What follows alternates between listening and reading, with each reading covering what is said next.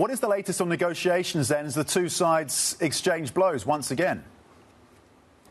Yeah, that's right, Tom. I mean, after those talks in Geneva, those 24 hours of frenzied diplomacy led by Marco Rubio, the Secretary of State of the United States, and Andrei Yermak, the sort of number two in Ukraine in Geneva, we have now sort of a new adaptation of that 28-point plan that ripped through diplomatic circles at the end of last week, something that is now apparently a 19-point plan. There were apparently a couple of different plans floating around over the last 24 hours. As you can imagine, Tom, the Europeans were trying to put forward a plan, but it appears that now it's this sort of 19-point plan that's sort of the living document that the United States is working from, and now is going to have to obviously take that back to the Russian side. The commentary from the Russian side so far is that the 19-point plan is a non-starter. We understand also from Zelensky, who briefed the people of Ukraine last night, as he does every night, that after the Geneva talks, that no longer the 28-point plan, many of the right elements have been taken into account into that framework. The action now turns to the UAE, where we understand Army Secretary Dan Driscoll, who has become a greater and greater protagonist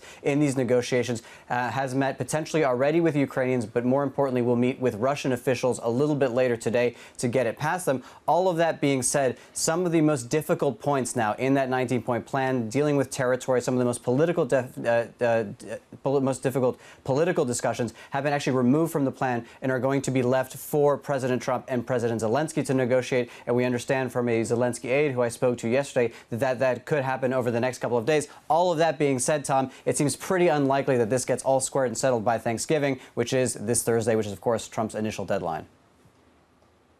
When it comes to pressure on Russia at this point, Ollie, because arguably the ball is moving back into the Russian court, what measures can the US and Europe exert at this point?